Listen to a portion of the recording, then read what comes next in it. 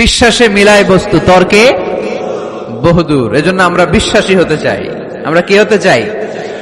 আর বিশ্বাসীদের নামে এই সূরাটা ডেডিকেট করলেন কে? সূরাতুল মুমিনুন। সূরাটার নাম কি? আরো জোরে বলেন, কি নাম? সূরাতুল মুমিনুন। এই সূরাটা নাজিলের একটা ব্যাকগ্রাউন্ড আছে, শানে নুজুল, কোন সময় কোন প্রেক্ষাপটে নাজিল হলো। এটা শুনলে সূরার তাফসীর বুঝতে আমাদের সুবিধা হবে। আল্লাহ রাসূল সাল্লাল্লাহু আলাইহি ওয়াসাল্লাম সাহাবাদেরকে নিয়ে বসা, হঠাৎ করে উমরে ফারুক মৌমাছির আওয়াজ শুনতে পেলেন, বন বন বন বন আওয়াজ। হাদিসটা এসেছে মুসনাদ ইবনে আহমদ ইবনে হাম্বলে, সুনানে তিরমিজিতে। বন বন মৌমাছির যখন আওয়াজ, উমরে ফারুক মৌমাছি খুঁজতে আরম্ভ করলেন, কিন্তু কোনো মৌমাছি উনি খুঁজে পান না। তখন উনি বুঝতে পেলেন আসলে এটা মৌমাছি না, এখনই আল্লাহ রাসূল সাল্লাল্লাহু আলাইহি ওয়াসাল্লামের উপর কোরআনের আয়াত নাজিল করতেছে কে? অনেকগুলো পদ্ধতিতে আল্লাহ রাসূল সাল্লাল্লাহু আলাইহি ওয়াসাল্লামের কাছে কোরআন এসেছে। আমরা তো মাগনা কোরআন পাইছি, সুন্দর করে এমদাদিয়া কোম্পানি ছাপাই দিছে, আব্বা কিনা বাসায় নিয়ে আসছে, এবার আমি রমজান মাসে কোরআনের খতম দেই। আহা, আল্লাহ রাসূল সাল্লাল্লাহু আলাইহি ওয়াসাল্লাম কি এত সহজে কোরআন পেয়েছে? না, অনেক কষ্ট করে তিনি কোরআন রিসিভ করতেন।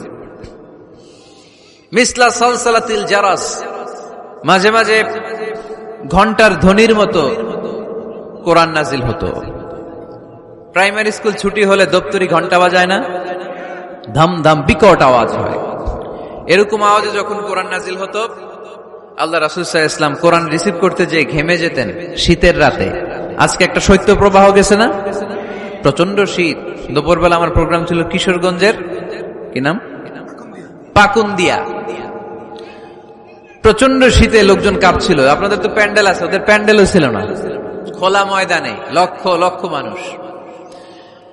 তো এই প্রচন্ড শীতের রাতে আম্মা জান আয়েশা রাদিয়াল্লাহু তাআলা আনহা উনি কাঁপতেন, আর এই কোরআন রিসিভ করতে যে বিষ্ণু ঈসা ইসলাম ঘামতেন। সুবহানাল্লাহ বলতে পারলেন না? এত কঠিন ছিল ওহি রিসিভ করা। ইন্না সানুলকি আলাইকা কওলান সাকিলা, নবী হে, এই কোরআনের বাণীটা অনেক সাকিল, ভারী, এত ভারী। ওটের উপর বসে থাকা অবস্থায় যখন কোরআন নাজিল হতো, তখন রাসূল সাল্লাল্লাহু আলাইহি ওয়াসাল্লাম যে ওটের উপর বসে আছেন, ওটের পা গুলো জমিনে গেড়ে যেত। ঘোড়ার উপর বসে থাকা অবস্থায় কোরআন নাজিল হলে ঘোড়াটা দাঁড়ানো থেকে বসে যেত। মাঝে মাঝে সাহাবাদের গায়ে হেলান দিয়ে পায়ের মধ্যে মাথা রেখে রাসূল সাল্লাল্লাহু আলাইহি ওয়াসাল্লাম শুয়ে থাকতেন। এক সাহাবীর পায়ে মাথা রেখে আল্লাহ রাসূল সাল্লাল্লাহু আলাইহি ওয়াসাল্লাম শুয়ে আছেন, তিনি টেরই পাচ্ছেন না। হঠাৎ করে কোরআনের আয়াত নাজিল হতে লাগলো। সাহাবী বললেন, হঠাৎ করে আমি টের পেলাম বিশ্বনবীর মাথাটা অনেক ভারী হয়ে গেল। আমার মনে হচ্ছে যে রাসূল সাল্লাল্লাহু আলাইহি ওয়াসাল্লামের মাথার ভারে আমার পায়ের হাড্ডি ফেটে খান খান হয়ে যাবে। সুবহানাল্লাহ পড়েন। তো এই কঠিন কোরআন যখন রাসূল সাল্লাল্লাহু আলাইহি ওয়াসাল্লাম রিসিভ করতেন, তিনি ঘেমে যেতেন। আবার মাঝে মাঝে সাইয়েদনা জিবরাইল আলাইহিস সালাম সরাসরি ওনার সূরাতে আসতেন কোরআন নিয়ে। হেরা পর্বতে আর সিদরাতুল মুনতাহায়, এই দুই জায়গায় আল্লাহ রাসূল সাল্লাল্লাহু আলাইহি ওয়াসাল্লাম সাইয়েদনা জিবরাইল আলাইহিস সালামের মূল আকৃতিতে ওনাকে দেখতে পেয়েছিলেন। মাঝে মাঝে স্বপ্ন যুগে আসতো এই ওহী। পর্দার আড়াল থেকে মেরাজের রাতে তিনি পেয়েছেন ওহী। মাঝে মাঝে ইউলকা ফি কুলুবি রাসূলিল্লাহ, আল্লাহ রাসূল সাল্লাল্লাহু আলাইহি ওয়াসাল্লামের অন্তরে ওহী ঢেলে দেয়া হতো। আর মাঝে মাঝে মিসলা সাউতিন নাহাল, মৌমাছির ভনভন ভনভন আওয়াজের মতো কোরআন নাজিল করতো কে? ভনভন আওয়াজ দেখে ওমরে ফারুক বুঝলেন এটা আসলে মৌমাছি না, কোরআনের আয়াত। কোরআনের আয়াত নাজিল শেষ, আল্লাহ রাসূল সাল্লাল্লাহু আলাইহি ওয়াসাল্লাম চেহারা ঘুরিয়ে সাহাবীদের দিকে মুখ করে বসলেন আর বললেন, এইমাত্র সূরাতুল মুমিনুনের শুরুর দিককার আয়াতগুলো আমার কাছে নাজিল হয়েছে। এখানে আল্লাহ তাআলা মুমিনের 7টি গুণের কথা বলেছে। কয়টি? সবাই বলতে হবে, কয়টি গুণ? আল্লাহ রাসূল বললেন, মান আকামা হুন্না দাখালাল জান্নাহ, এই 7টা গুণ যে মানবে আল্লাহ তাআলা জান্নাতুল ফেরদাউসের মালিক বানায় দিবে। আজকে এই 7টা গুণের ব্যাপারে আমরা জেনে যাব ইনশাআল্লাহ। পড়ি আর জোরে পড়ি ইনশাআল্লাহ। আর যদি আপনাদের কষ্ট হয় ওঠা বসা করবেন না, হাত তুলে দাঁড়িয়ে যাবেন, বলবেন হুজুর কষ্ট হচ্ছে। দুই একজনের কাছ থেকে শুনলেই দোয়া করে বিদায়, সংক্ষেপ করে দিবেন ইনশাআল্লাহ। মাইকের সাউন্ডে আমি প্রাণ পাচ্ছি না। আমি বলতেছি একটু ইকো দিয়ে দেখো প্রাণ পাওয়া যায় কিনা। একটু ইকো দাও তো দেখি, বেশি দিও না, আবার একটু দাও। দুর্বল, সাউন্ড দুর্বল। প্রতি রাতে আমাদেরকে কথা বলতে হয়, সাউন্ড সিস্টেম যদি ডিজিটাল সাউন্ড সিস্টেম না হয়, দুর্বল হয়, আমাদেরকে শাউট করতে হয়। একদিনের জন্য শাউট করে আমার গলা ভাঙলে আমার জীবন ধন্য, সমস্যা নাই। কিন্তু আমার তো একদিন না। নোয়াখালীর লোকেরা কয়, হুজুর আন্নে গো একদিন, আঙ্গ ব্যাগ দিন। মানে আপনাদের একদিন হইলো আমাদের ব্যাগ দিন, মানে প্রতিদিন। কি হয়েছে? সাপ কই? বসো বসো। তাহলে মুমিনের কয় গুণ? গলায় আওয়াজ নাই। কয়টা গুণ? এই শেষ পর্যন্ত এরকম আওয়াজ লাগবে আমার। আওয়াজ তোলা যাবে? মাশাআল্লাহ। 60টা গুণ আজকে আমরা শুনবো। আল্লাহ শুরু করছেন, قد أفلح المؤمنون الذين هم في صلاتهم خاشعون। সফল হয়েছে তারা, ঈমান এনেছে যারা। কার কথা? সফলতার মানদণ্ড আল্লাহ দিয়েছেন ঈমান। আপনি যদি টাকাওয়ালা হন, আপনি সফল না যদি ঈমান না থাকে, ঠিক কিনা? আপনি যদি ক্ষমতাওয়ালা হন, আপনি সফল না যদি ঈমান না থাকে, ঠিক কিনা? আপনি অনেক বড় সেলিব্রিটি কিন্তু ঈমান নাই, আল্লাহর মানদণ্ডে আপনি সফল না, ঠিক কিনা? এজন্য আল্লাহ বলেছেন সফল হয়েছে তারা, ঈমান এনেছে। আমি বলবো সফল হয়েছে তারা, আপনারা বলবেন ঈমান এনেছে যারা। আওয়াজ তুলে বলেন, সফল হয়েছে কারা? যারা ঈমানদার, তারা সফল। قد أفلح المؤمنون, successful indeed are the believers. তারাই সফল যারা ঈমানদার। তবে যেন ঈমানদার নয়, তাদের 7টা বৈশিষ্ট্য থাকা চাই। কয়টা? 1 নম্বরে আল্লাহ বলছেন আল্লাযীনা হুম ফি সালাতিহিম খাশিউন। তারা যখন সালাতে দাঁড়ায় দিন দুনিয়ার হুঁশ থাকে না, তারা ভীত সন্ত্রস্ত হয়ে আল্লাহর দিকে রুজু হয়ে সালাত আদায় করে। নামাজে যখন দাঁড়াবো দুনিয়ার কোনো হুঁশ জ্ঞান আমাদের থাকতে পারবে? আমাদের হুঁশ থাকবে একদিকে, তিনি কে? সালাতে কায়েম করো, সালাতে কায়েম করো, হবে সম্মানী তুমি, হবে জান্নাতি তুমি, হবে সম্মানী তুমি, হবে জান্নাতি তুমি। দিবে কাল হাসরে শীতল ছায়া আরশে আজিম, রাব্বিয়াল আলা রাব্বিয়াল আযীম। পড়েন, রাব্বিয়াল আলা রাব্বিয়াল আযীম। আলহামদুলিল্লাহ। আল্লাযীনা হুম ফি সালাতিহিম খাশিউন। শুরু হয়ে গেল মুমিনদের 7টি বৈশিষ্ট্যের আলোচনা। 1 নম্বর বৈশিষ্ট্য হচ্ছে মুমিনরা যখন নামাজে দাঁড়ায় দিন দুনিয়ার হুঁশ থাকে না, তাদের চিন্তা, তাদের ধ্যান চলে যায় একদিকে, তিনি কে? সাইয়েদনা আলী রাদিয়াল্লাহু তাআলা আনহু যুদ্ধের ময়দানে মারাত্মকভাবে জখম হলেন, আহত হলেন। পায়ের ভেতরে জিহাদের ময়দানে তীর ঢুকে গেল, তীর কেউ টেনে বের করতে পারে না। এতটাই জখম হয়েছে, তীর ধরে টান মারলে তিনি চিৎকার মারে। বিশ্বনবী দেখলেন অবস্থা বেগতিক।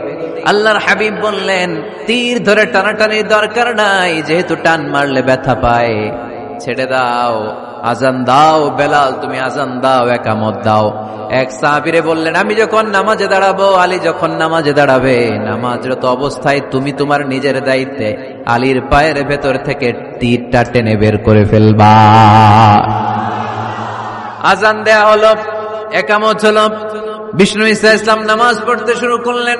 সাইয়েদনা আলী রাদিয়াল্লাহু তাআলা আনহু নামাজে দাঁড়ালেন। ওই সাহাবী দাঁড়ান নাই। বিশ্বনবীর পরামর্শ অনুযায়ী কাতারের ভেতর দিয়ে যে বিশ্বনবীর মেয়ের জামাতা সাইয়েদনা আলী রাদিয়াল্লাহু তাআলা আনহুর পা থেকে টান মেরে তীর বের করেছে। টান দিয়ে তীর খোলা হয়েছে, কিন্তু সাইয়েদনা আলী মুহূর্তের জন্য টের পান না। আগে টান মারতেছে, ব্যথা পায়, চিৎকার মারে, কিন্তু সালাত অবস্থায় টান মেরে তীর বের করেছে, উনি টেরই পান নাই। আল্লাহু আকবার। তার মানে যখন নামাজে তিনি দাঁড়িয়েছেন, দিন দুনিয়ার হুঁশ তার ছিল না। তার হুঁশ, জ্ঞান, চিন্তা, ধ্যান সব কিছু চলে গিয়েছে একজনের দিকে, তিনি কে? এজন্য বিশ্বনবী বলতেন, আনতা আবুদাল্লাহা কাআন্নাকা তারা ফাইন লাম তাকুন তারাহু ফাইন্নাহু ইয়ারাক। এমন ভাবে নামাজ পড়বে মনে করবে তুমি আল্লাহকে দেখে দেখে নামাজের মুসল্লায় আছো, ঠিক কি না? যখন নামাজ পড়বা ভাববা তুমি আল্লাহকে দেখছো। আর যদি এটা কষ্ট হয়, অ্যাটলিস্ট এটা ভাবো যে আল্লাহ তোমায় দেখছে। আমাদেরকে দেখে কে? আমি যে নামাজ পড়ি দেখে কে? এই চিন্তাটা মাথায় থাকার দরকার আছে না নাই? কিরে ভাই, এখানে তো ধাক্কাধাক্কি করে লাভ নাই। প্রজেক্টর গুলো কোন দিকে? প্রজেক্টর আছে ওই যে পেছনে প্রজেক্টর, ওখানে চলে যাও। এখানে দেখার জন্য যদি ধাক্কাধাক্কি করো বিশৃঙ্খলা হবে। সাউন্ড নাই। এই মাইকটা কি কাজ করে না তোমার? তো সাউন্ড পায় না কেন?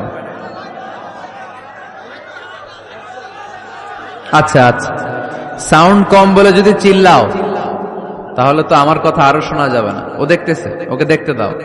এত বড় গ্যাদারিং এ এইদিকে সমস্যা হবে, ওদিকে তার ছিঁড়ে যাবে, ওদিকে সাউন্ড বক্স নষ্ট হয়ে যাবে। এটা খুব স্বাভাবিক। তোমাদের সহযোগিতা লাগবে, তা না হলে তো একটু পর পর আলোচনার মাঝখানে ব্রেক দিলে আলোচনা করা যাবে না। লক্ষ লক্ষ লোকের সমাগম, এখানে কিছু সমস্যা হবেই। এগুলো মেনে নিয়েই আমাদেরকে বসে থাকতে হবে, ঠিক কিনা?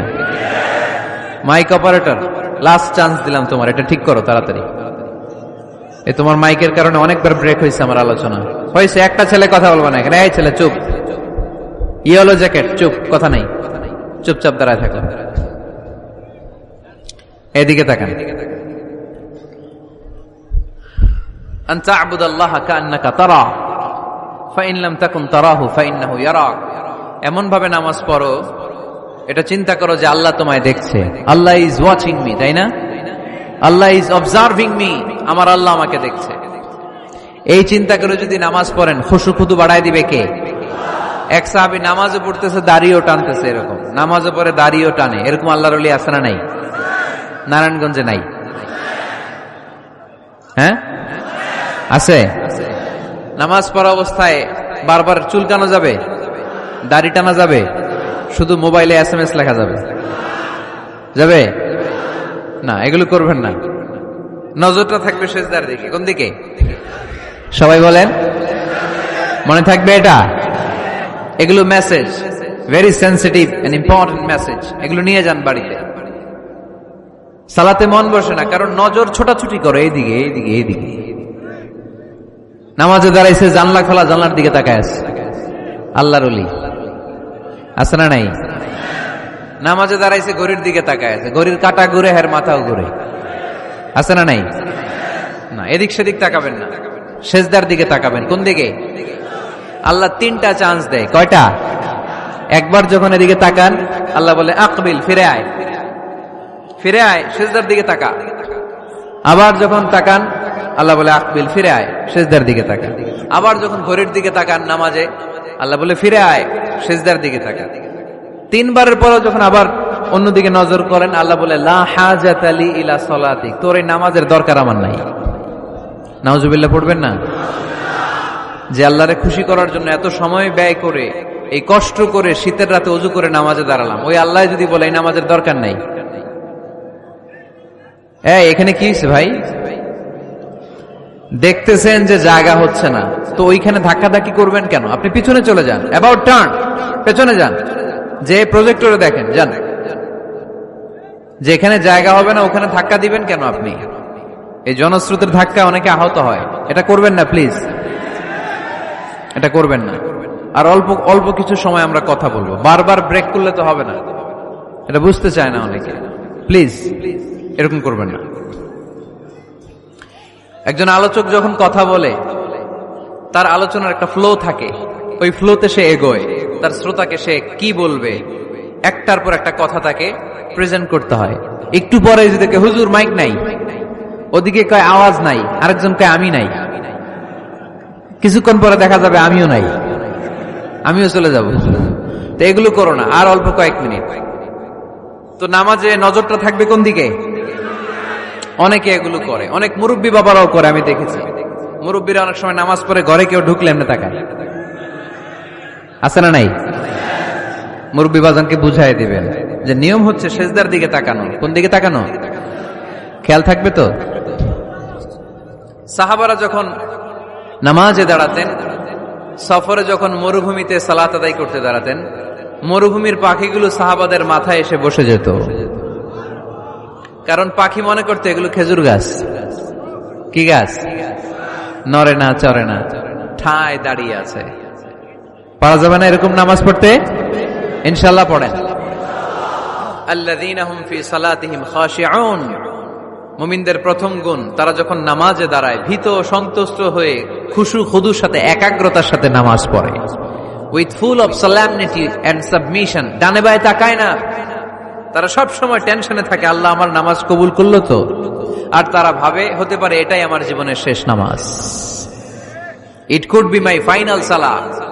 Perform the salah as if this is your last and final prayer. এমন ভাবে নামাজ পড়ো, চিন্তা করো যে হতে পারে এটাই তোমার জীবনের শেষ নামাজ, আর হয়তো আমি আল্লাহর সিজদা দেওয়ার সুযোগ পাবো না।